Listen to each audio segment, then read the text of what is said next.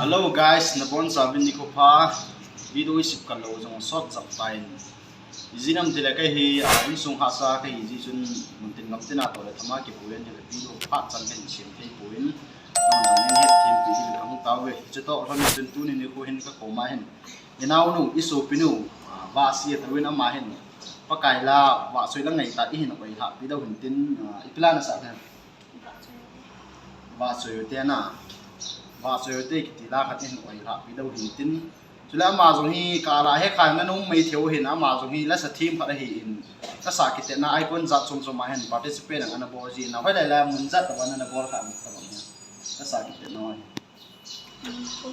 mun thum na alin pe na mi he the ding kha ra si to na zaw na icon na la din pen ni ga he the no kha KCYU na chân nó là phạm là cha chú cái nó rau à in thằng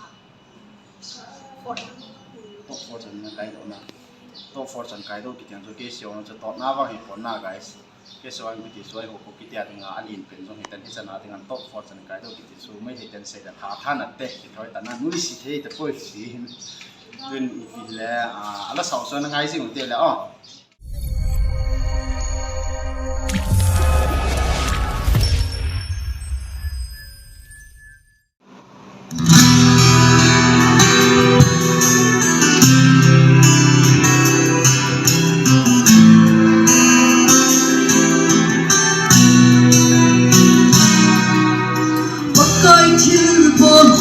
cái kia cũng lên khi tăng xa lần có tình si lấy xe na thứ ông sâu xe lệ ra cái gì ama chung amoi a he so ke mi si le mi pas nga song ki bang in vai oh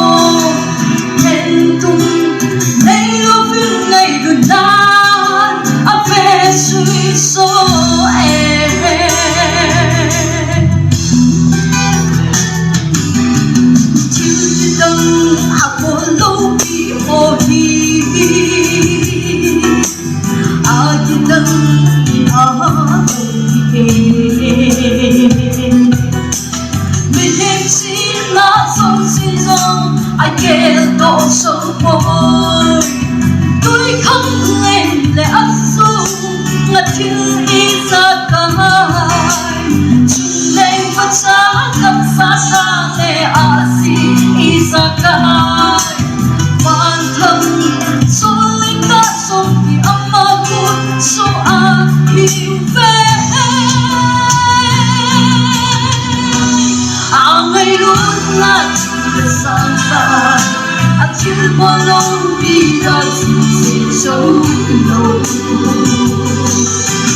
anh không kém sống biết thêm không kém bằng cái lòng anh có ta suy mơ anh đi anh có vang mà đi vang hát nào đi kén lên anh chưa bao lâu đi ra xin anh vahchoi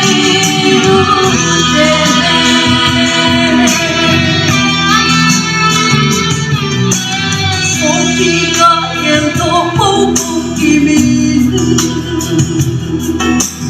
nang dinga atil mo na sin na khom chin na lung thung ai boy ni ngày tốt lại là về suy sinh lần là tim ít cứ mà sâu si khăn lo anh này mai boy na ngày san sâu si hồn na về suy sinh ngày lúc lại là xa ta chưa bao lâu đi ra xin sâu lâu anh không kém sống biết hết không kém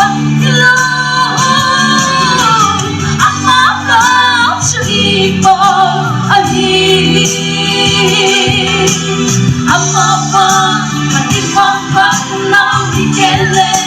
atil bolo pita sin ama vahchoi ute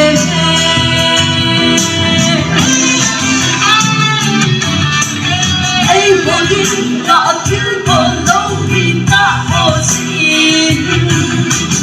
ama ipan silan sawi so chana imong nawa ona ay taong pa masuk si ay pinasyu lungin ay cinto si ating vahchoi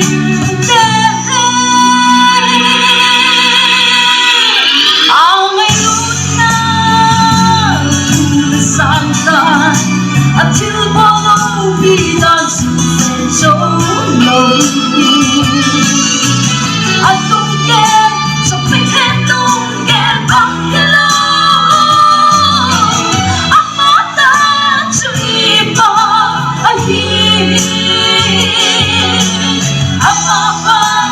if I'm not now we get late until follow me dancing. I'm not sure.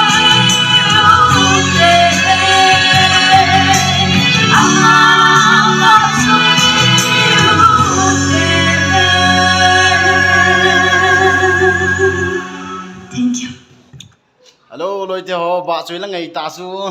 nau nu isu pinu wa sia ko ni ngai le ta bin ngai isa chi do ka ta sanin na them le in ipina se no ma khan be se tanga ma se no lo okay guys, see you in next video. Bye bye bona. Guys, thank you for watching Amy's Ames TN Bite channel, and please subscribe, like and share.